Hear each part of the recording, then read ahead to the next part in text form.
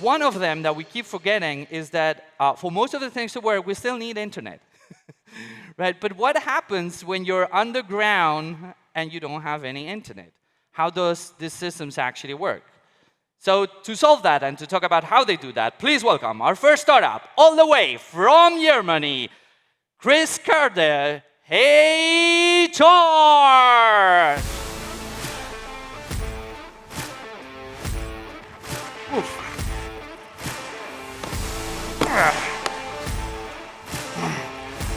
Hi, everyone. I'm Chris Cardet, founder and CEO of HeyCharge. Thank you for welcoming me to the coolest stage. We make EV charging work better, cost less, and scale faster. I hope you're asking why and how.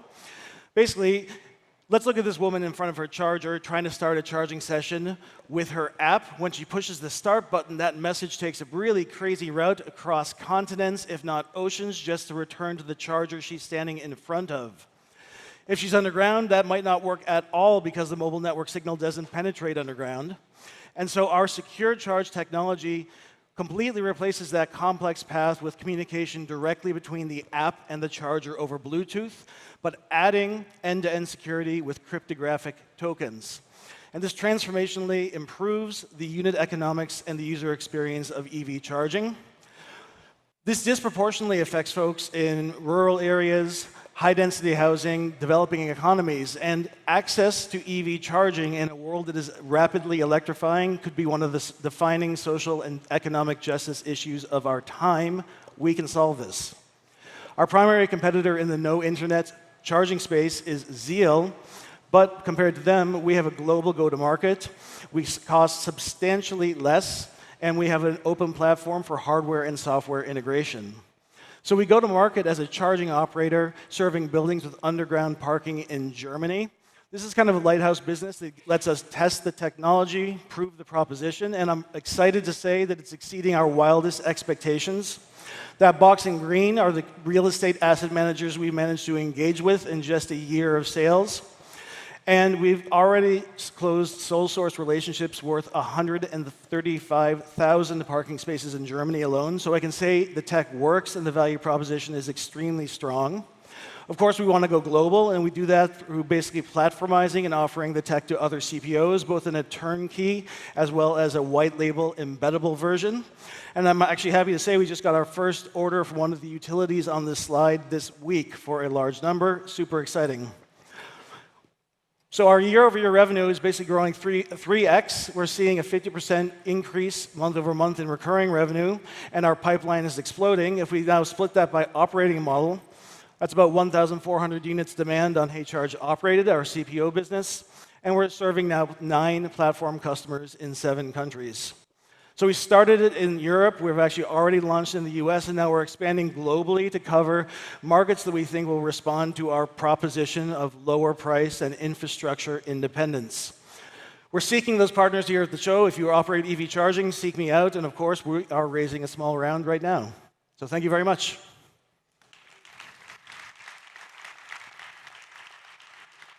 You know, those of you that are a little bit young don't remember this quote, but you know, I love the smell of an apple in the morning. So I love when startups finish on time. So judges, questions for Chris. René. I can hear you, yes. We have a microphone there, don't worry. We got you covered. Oh, Thank you. I read in information that you reduced by 50% the cost of charging. Can you please explain how you achieved that?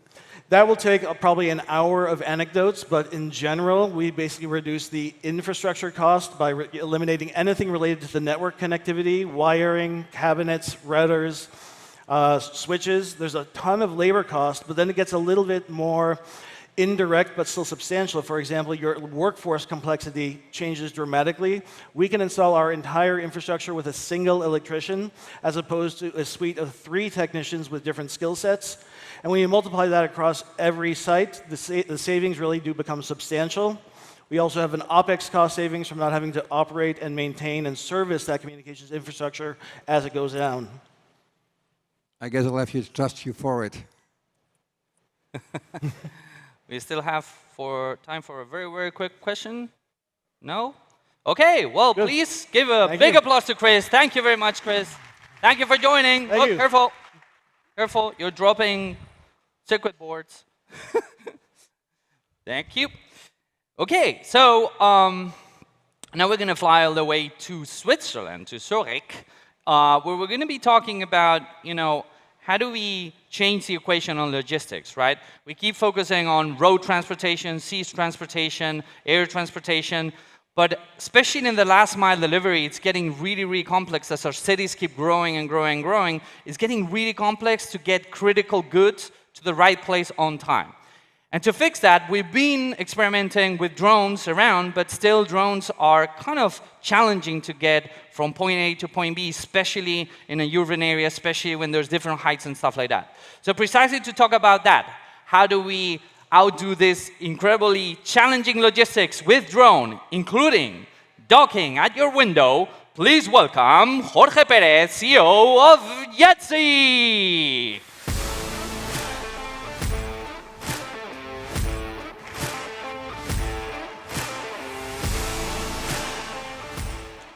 Good morning, Madrid. I'm CEO of Yetzi, and my name is Jorge Perez, and we make healthcare delivery when and where it matters.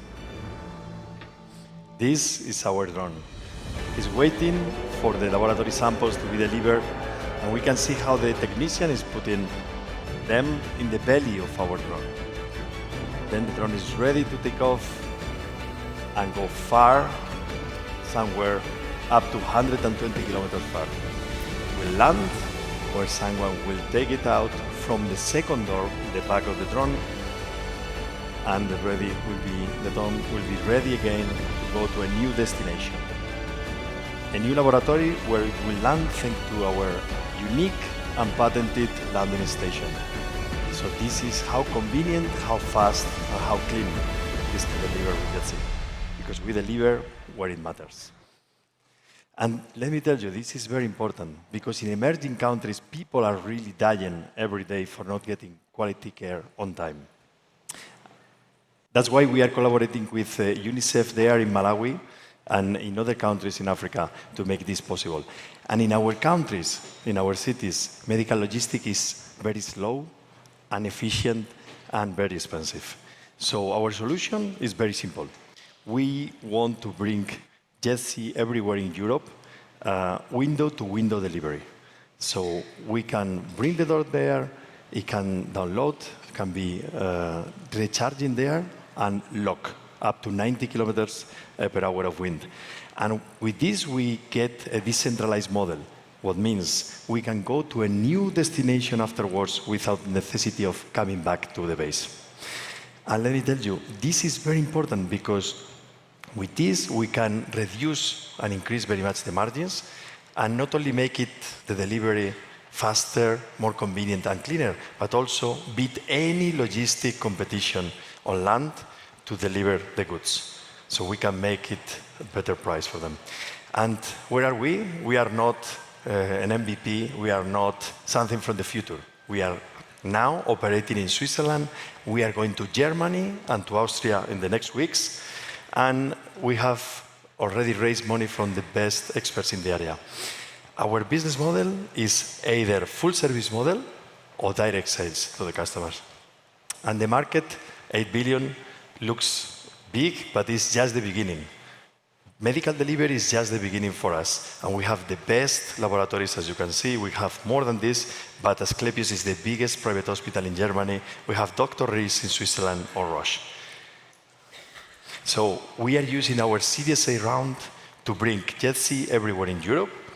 And let me remind you, for the first time we have a company that is not Asian, is not American, is from the center of Europe, and we have a patented solution to land in the window, and we want to bring it everywhere. So join Yetzi. Thank you very much. He's such the wait. He's such the quiet man, like in full control of himself. Judges, questions for Jorge, please. We have two. Ladies first, I'm sorry. Go ahead, Marta. Hi, hello, congratulations for the solution. I want to ask, how many flights do you do in the countries that you are already working for? How many flights have we done? Like how many roads? So we have In a month different routes now in Switzerland, and we are doing 25 deliveries a day now in Switzerland, actually between Vaduz in Liechtenstein and Bux in Switzerland. But now we are expanding to Germany and to Austria, so we will be in Frankfurt, Berlin, and Munich. Thank you. Vienna. Thank you. Andres? Hello, Jorge. Thank you for the presentation. I have several questions. First of all, why did you decide to join this project? Because you are the new CEO. Second one is, how are you going to fight with the regulatory issues for your project? And that's key, I think. And third one, how are you going to scale? Because maybe this is not the right momentum. So maybe this will be in the future, but is right now the moment for this type of projects? Thank you. Yeah. Well, thank you. 3 very good questions. The first one regarding me, why I joined the project. I am coming actually from the other side. I'm coming from the investor side, and I joined because it was one of our portfolio companies. I really like the project, and they asked me to join the company. But I was there from the beginning. We were the first investor in the company, so we know very well. The second one, regulatory challenges are always in the mind of an investor. And I have to say, for the first time, Europe is ahead of US in the regulatory environment for drones. So what means we can approve routes between location A, laboratory A and B, and it's much easier and take less than, few months or sometimes even weeks versus years, like has happened with Google. Wrap it up. And so on. We're out of time. Yeah, and last but not least, I think this will, for scaling, we are now getting this Series A, and we want to scale everywhere. I believe it's possible because our margins are very high, and drone delivery is happening now. You just say, we're awesome. They're awesome. Please, big applause for Jorge. Thank you. But I must confess, he was telling me, coming from the other side, doing this startup pitching is hard. Like doing a startup is hard. It's like, seems that deploying money is hard, but doing startups is harder, hopefully. Anyway, so we're moving this time all the way to Italy, and it's actually a big pleasure because I'm a big fan of this company. I presented it last year also. But picture this, we are increasingly living in bigger and bigger and bigger and bigger cities. The speed at which big cities, what are now eventually going to be called megacities, is growing is faster than the cities capable of deploying infrastructure. Now, how do we rethink urban planning for fast-growing cities? Well, they say, you can do a digital twin, you can do this, you can do that. Well, to do that at scale requires some serious technology, including AI, including satellite, Earth observation information. So to talk about that, all the way from Italy, please welcome Latitudo 40, Francesco Amado. Thank you.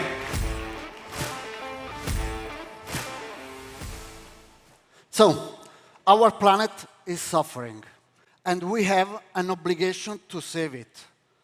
But how? Knowing it. In a complex world, addressing future urban sustainability challenges requires a new approach and greater understanding. Cities need data for sustainable choice. To overcome these challenges, the data must be global, detailed, updated, accessible, and reliable, thus contributing a sustainable vision.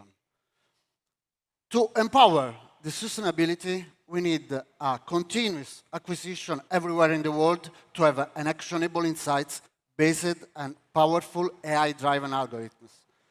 Our solution is the first environmental operating system to design cognitive places and cities of the future.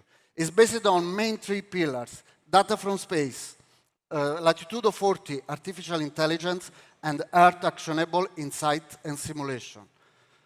2, main of distribution, our SaaS platform, Urbalytics, and our Air Data Place is our marketplace digital. We use the power of AI with our super resolution algorithm and the power of the layers to monitor changes over time in the cities and place through Detailed geospatial imaging enhances understanding. 4 insights: identify patterns, predict future risk, data-driven decisions, and validate the outcome of mitigation action. By identifying high-risk areas, cities can implement target mitigation action, turning vulnerable zones into resilient space.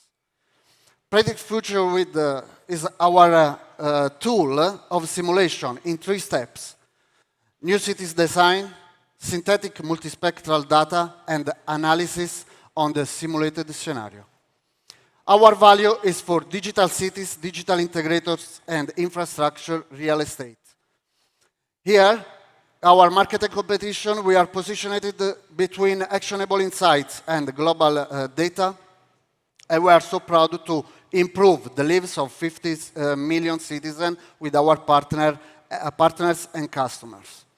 Here, our revenue forecast for the next year, and our wonderful team, scientists, technologists, and creatives working together towards the same goal, a thriving planet.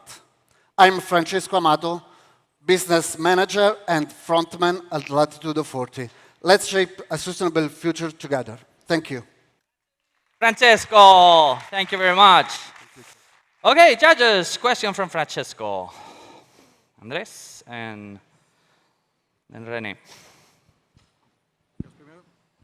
I just would like to see the slide again of the sales projections because it was gone before I saw it. Well, while the team puts, if you guys can go back to the slide, please, to put one of the slides. Meanwhile, Andres, go and ask a question. Thank you very much for the presentation. I have a question that I was wondering myself, who is going to buy for this type of data? Who is going to be your anchor investor? Municipality. You are thinking about public clients, but what about our private clients? Which are the sectors that may be interested in your data? Together, because we work with the municipalities, because they want to see the trend of, I don't know, urbanization, urban Thailand, etc. Because with the satellite images, we can go in the past. We can go in about 8, 10 years in the past. And going in the past, we can see the trend of urbanization, etc., the trees infrastructure, etc.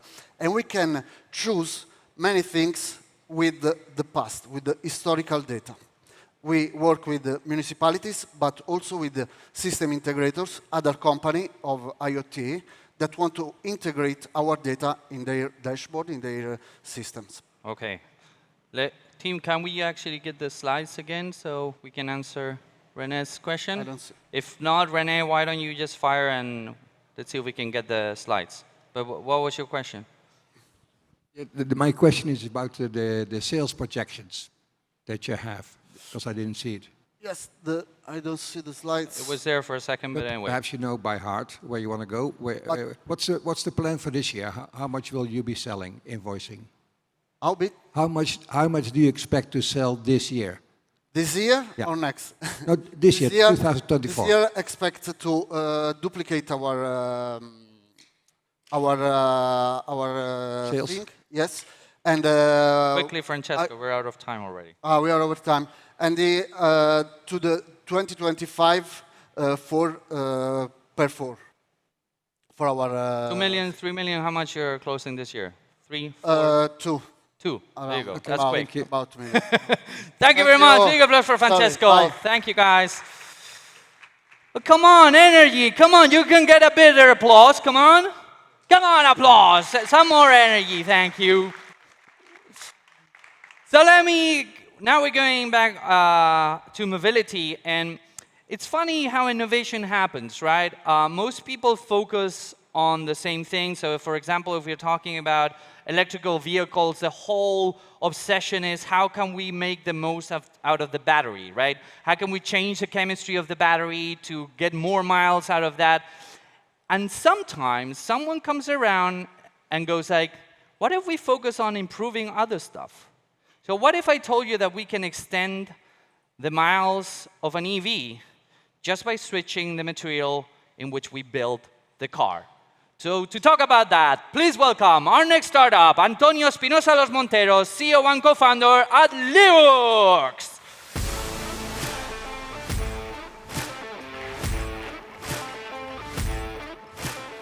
Hi everyone, my name is Antonio Espinosa. I'm co-founder and CEO of Liux. At Liux, we're on a mission to build the most sustainable car on the planet, but to make it super desirable and affordable as well.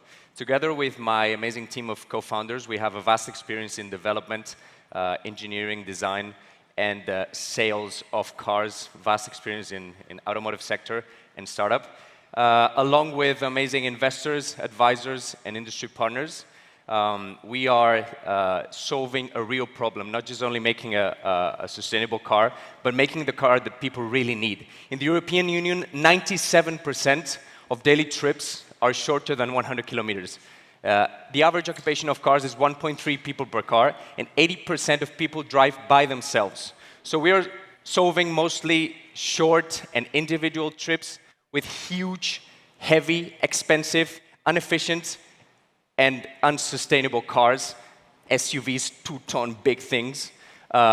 Meanwhile, the lightweight urban category is growing massively because it's answering to this need. So we're tackling this market that it has grown massively in the last 3 years and is projected to grow 13% annually over the decade. This category is quite interesting because it has massive growth, of course, because the homologation and industrializations are much simpler and require less capex. Because it's an underserved category today, the big manufacturers are not competing here yet. And these cars are allowed on highways and can drive up to 90 kilometers per hour, so you can solve all the metropolitan transport. For this, we've developed the top tier, the top class car of this segment. Super easy to park, huge ranges, 170 kilometers to 230. And we've developed a modular battery system so that you will never have an obsolete car. You can switch your battery, upgrade your battery, and you will keep the residual value of the car, which is super important in this category. The battery is so compact you can charge it at home and in a normal plug during the night. You don't need a specific charger. And it has all the features interiorly that you need, along with an 11-inch huge screen.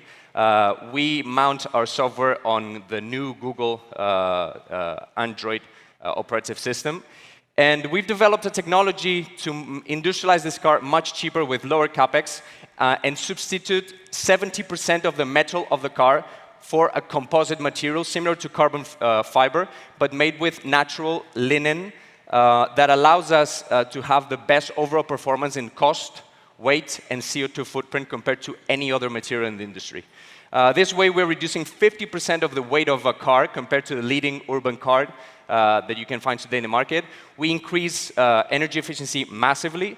We reduce carbon footprint in the whole life cycle of the car. And of course, we reduce cost.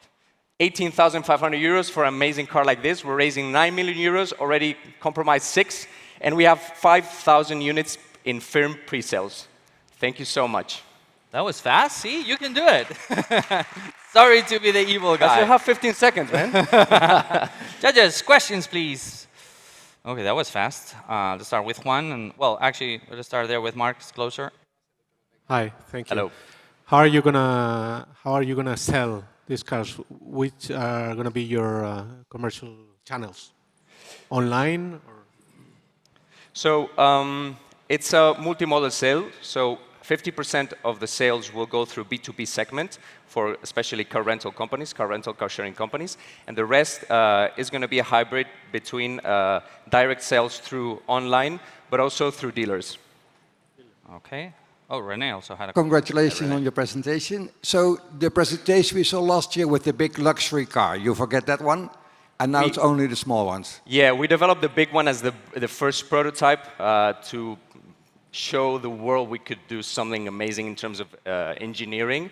But then we saw this segment was growing massively. Competition was much lower, and the cost of development was much lower. So in the current environment where when raising money is more difficult, it makes a lot of sense. Juan, very quickly. Yeah, so I'm Juan Benitez from Ferrovial. A question about safety. How are you dealing with safety when you're reducing the material or when you're replacing it with a different material? So we're reducing the weight of the car, but it doesn't mean we're reducing the safety. I mean, you can find, for example, the BMW i3, which is made with the same architecture as our car. Instead of linen fiber, it has carbon fiber, but it's still a very light car.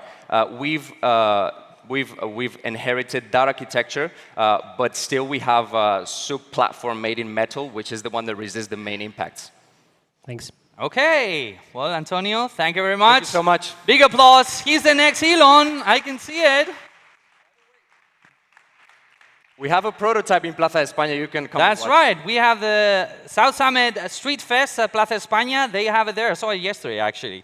Okay, so we're moving on. This time we're flying. We're taking a long flight all the way across the Atlantic to Argentina to try and solve one of the most insidious issues that we still have. It's like, all of you keep buying more and more and more and more packages, which means that last mile delivery is getting more and more and more and more and more and more complicated. And it gets even worse if you don't have urban planning, big mega cities, and it's getting really, really complex. And this is particularly an issue in cities across Latin America. So precisely, to deploy advanced technology and AI to fix this problem and to reuse the spare spaces that we have to move goods around for B2B, please welcome our next startup from Argentina, Antonio Migliore, CEO and co-founder of MOVA.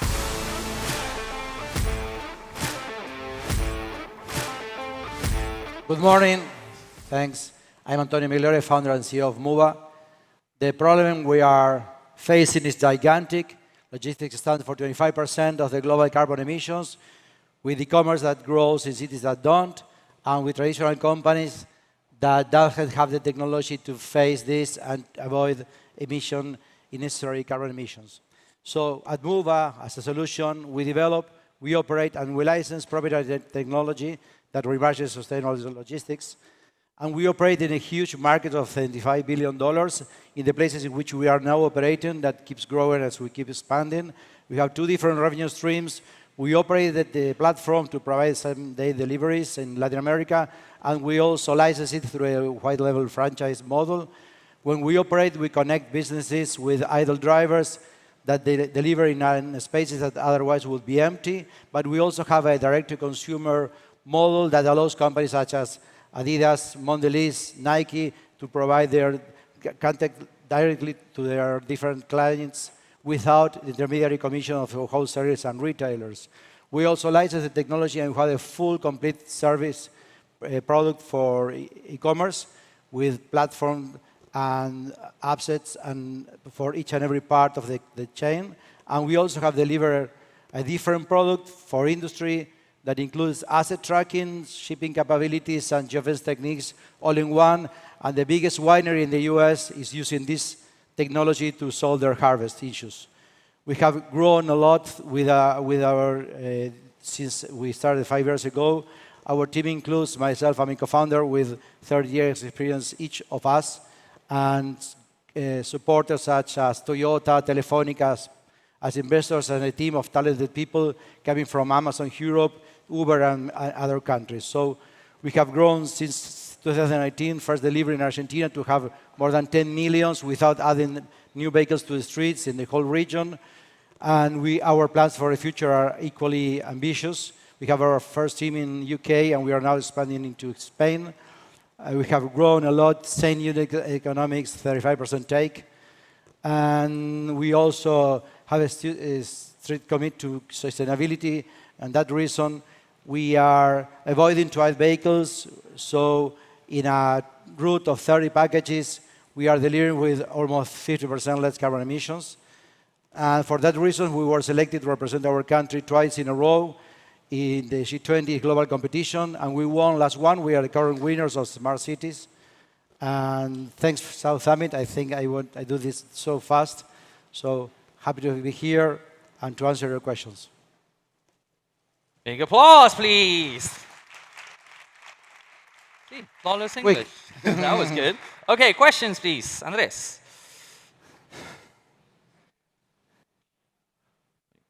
Hello, thank you very much for the presentation.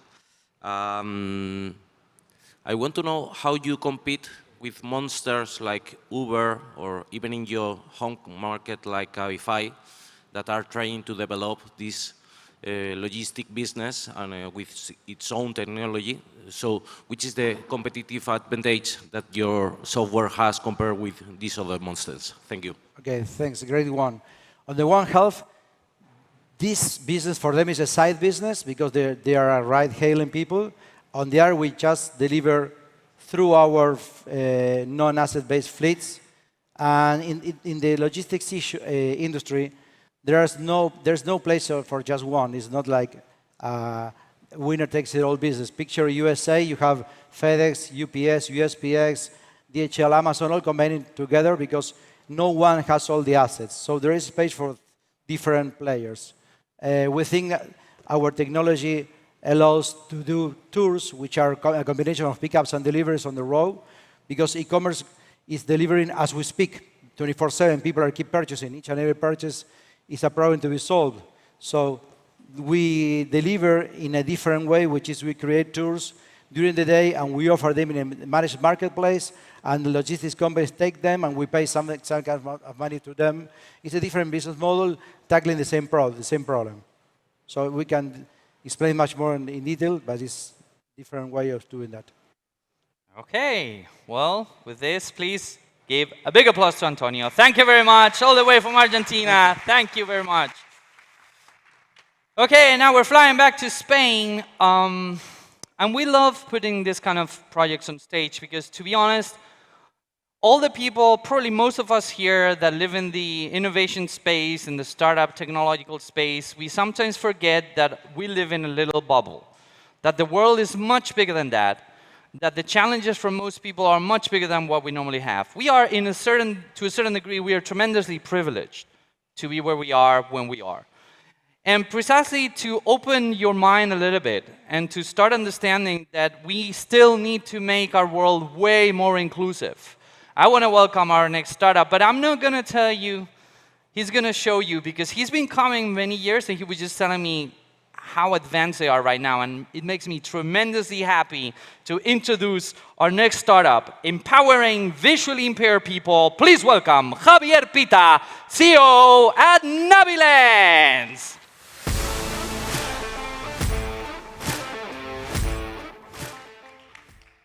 300 million people are visually impaired. And the problem is that a blind person cannot be fully independent in a new place because it's not possible to read the signage indications. So our idea was, why don't use the mobile phone, the camera of the mobile phone, to read the signage for a blind person? And how? Using QR codes. QR codes are very old, and it's not working because you cannot read a QR code from far away.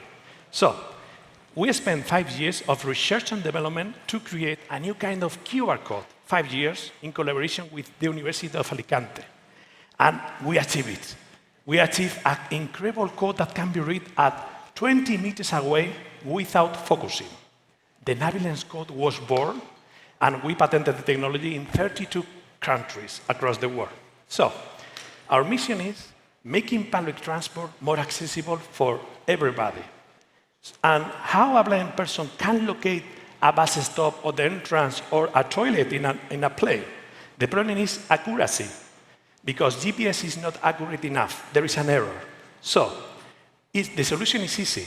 Adding a Navilens code, we can help a blind person to locate where exactly is the bus stop with centimeters accuracy.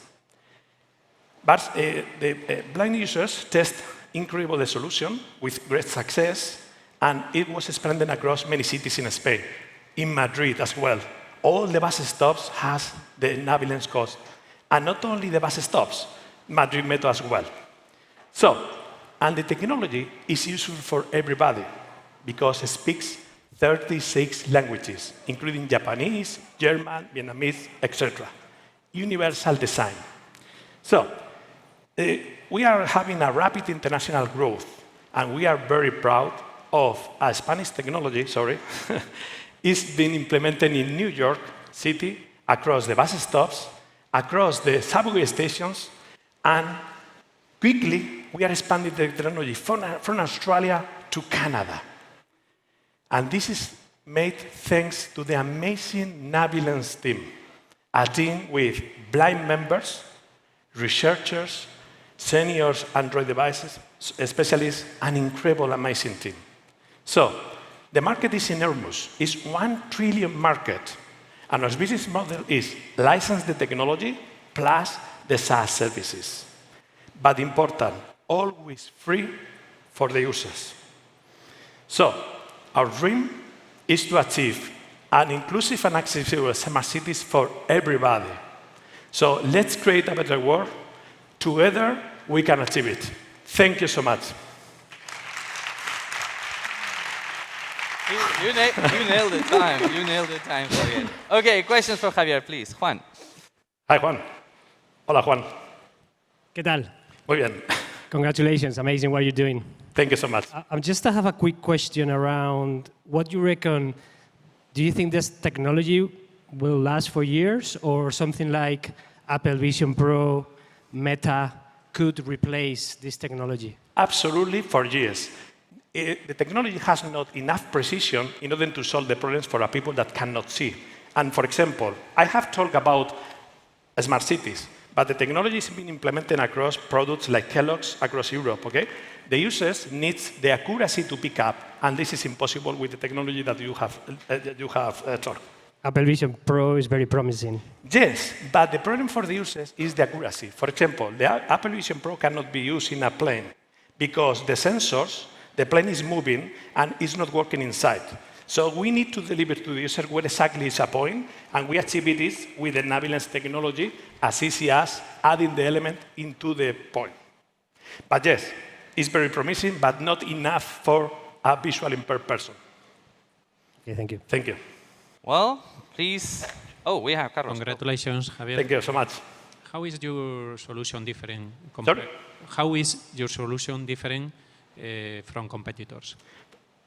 We don't have competitors in this field. That is the reason that we are expanding so growth. And we have done this with bootstrapping.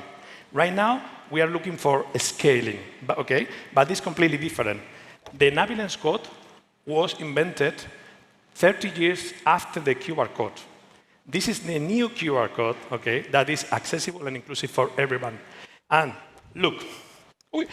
Javier, 10 seconds. Okay, try to scan a QR code on your back and try to scan it. Activating 360 vision 5 meters away.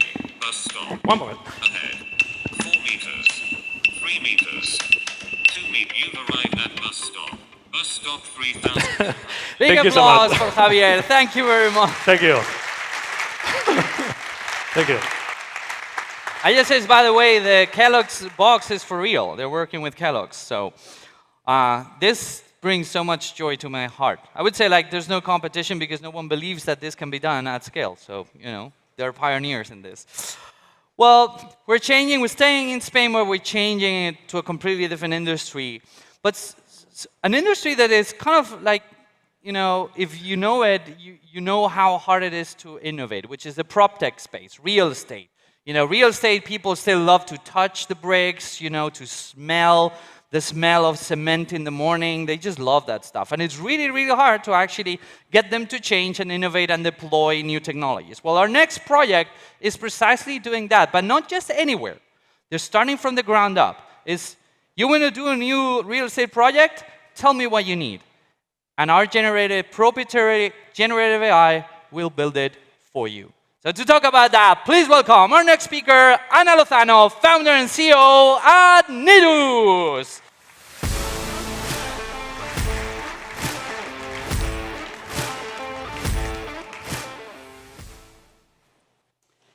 Good morning, everybody, and thank you for having me. So we are a very new startup, only 1 year operating. And you may all remember when you were kids, how it was fun, easy, to build any fort out of anywhere. But then you grow up and realize that real estate industry is a really complex market. Every building comes out of a long, lengthy process full of uncertainties. All the inefficiencies, human errors, can really jeopardize the feasibility. And this waste of money and time make it even more difficult to address 3 of the main challenges the sector is facing so far: industrialization, decarbonization, and very especially, affordable housing. So I am Ana Lozano, CEO and founder of Nidus Lab.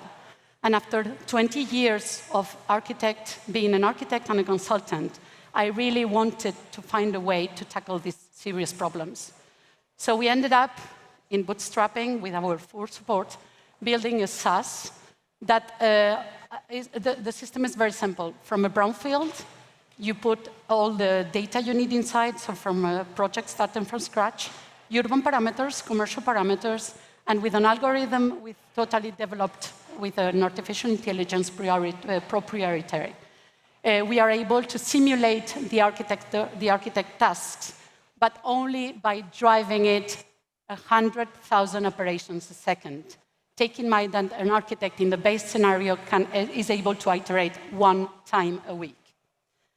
For sure, we were not alone on this competition, but we really wanted to be very differentiated in several different value drivers. I'm happy to answer your questions afterwards in more detail.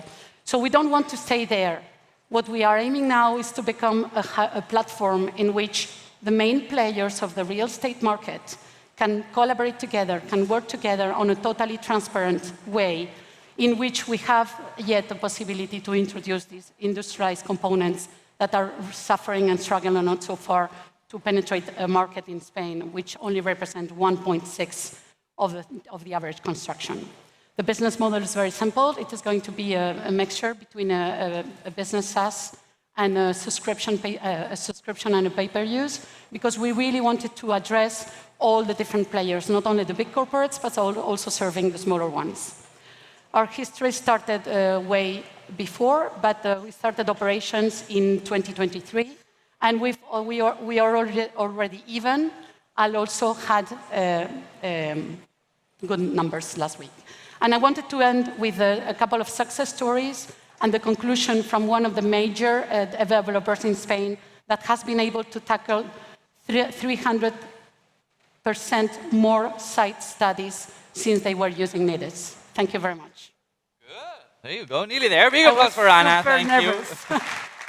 She was struggling to get it to fit into 3 minutes. Judges, questions, please. Very quickly. Andres, please. Thank you very much. So, who are going to be your main clients? Who is going to pay for this? Because as a software as a service company, you need a lot of clients. So, do you think the market is prepared for this type of solution and is going to pay for them? The market is already ready for the solution, as we have already paying clients. So we have some of the early adopters clients, already paying ones, which are among the biggest developers in Spain and the biggest architectural practices in Spain, and also some investment funds specialized in real estate. Do we have any architects in the room? No? If you know someone, tell them they're coming for their job. No, not at all. So please, big applause to Anna. Thank you very much. Okay, more people are coming. Welcome, welcome all the new ones that are joining us. And we're going to end up with not the last one, but nearly the last one of this block, the last startup. Let me ask you a question. Raise your hand if you would love to have in your place a window that allows you to see a forest every morning when you wake up. Raise your hand. What's wrong with the rest of the people? Seriously. Well, I'm not going to go through the science, but it's been demonstrated that those that see nature actually live happier lives and healthier lives, and they recover quicker. So to talk about how to create green spaces everywhere in the city, no matter how small, please welcome our next startup, Jordi Serramia, CEO at Singular Green.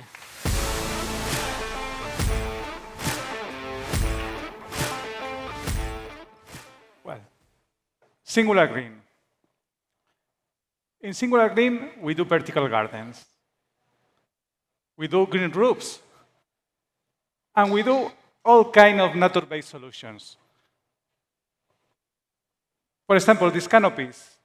I have never imagined this thing when we created the company. But I'm not here because of the things we have done. I'm here because of the things we are going to do. Everyone likes vertical gardens. Vertical gardens are beautiful. They have biodiversity. They provide pollutant fixation. But also, they have a lot of issues. They are expensive, they have high maintenance, energy waste, water waste. Traditional vertical gardens involves a lot of materials in construction. Aluminum, fabric, rock wool, plants, PVC that comes from different countries. Plants from Holland, aluminum from the Czech Republic, and so on. We have patented a sprayed vertical garden with few materials. Only 3 materials: biopolyurethane, vegetal fibers, and seeds. In fact, there's only one material, that is biopolyurethane.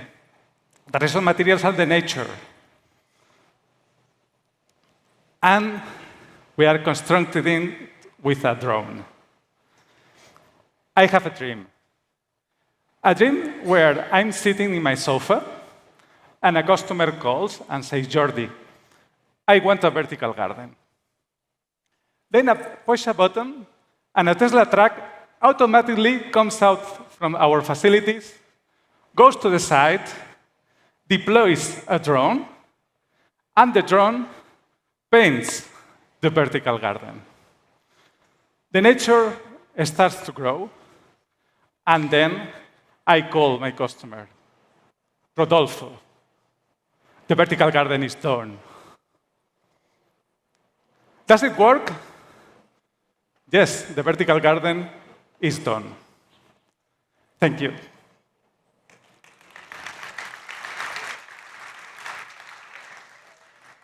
For the people who cares about money, I don't care about money, we are in half the cost of a traditional vertical gardens. We already do traditional vertical gardens in singular green, and we are substituting that vertical gardens by green thermowall, the polyurethane projected vertical garden. Okay, big applause. It was like, we finished, no? So now the question is, who wants a green thermal wall? No? No thermal walls? They don't want thermal walls. What's wrong with them? Yeah? Okay, please, questions for Jordi. Judges, questions. Big applause, come on, big applause for Jordi. Judges, questions? No questions? Okay. Mike? Because of the price that you mentioned here, your target is B2B or is B2C, both? That's final price to the customer.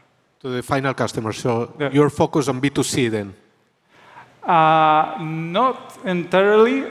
We are focusing in making dealers across Europe that install our vertical gardens. Okay. Okay, any other question, judges? No? Okay, well then, big applause to Jordi. Thank you very much. Big applause. Thank you for Singular Green. And we're going for the last startup of the block. And something I kind of mentioned before, right? Like we are kind of straining our logistics systems, both in the last mile delivery, but also on the road freight, right? And so there've been an increasing amount of companies dealing with trying to provide efficiency for truckers, efficiency for road logistics and stuff like that. But sometimes the challenges are much more than just software-based solutions, right? Sometimes you just need to kind of create Amazon Web Service for logistics. So to talk about that, I want to welcome our last startup of the day. Let's see if I pronounce it correctly. Mike Cunha, CEO and co-founder at Tenders. Cheers. Hello, everyone. How are you? All good? Thank you so much. Well, let me tell you a story. Actually, I live in Spain since 15 years. I had to leave my country. I had to leave my hometown because it was destructed by truck pollution. I come from Chamonix-Mont-Blanc in France, a small village where lays the biggest mountain of Europe.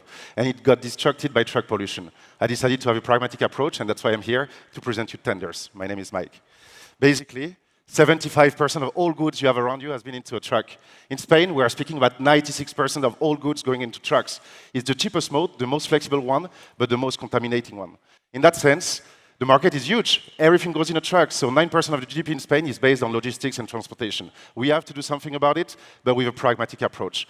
How do we do it? Basically, we help shippers find trucks. We already invoiced almost 17 million since we started operation in 2021. And why did we do this? Because we believe that there is a huge lack of drivers. Do you have a friend that wants to become a driver? I don't. And actually, most of the companies in Europe are searching drivers like crazy. So we help them finding trucking capacity.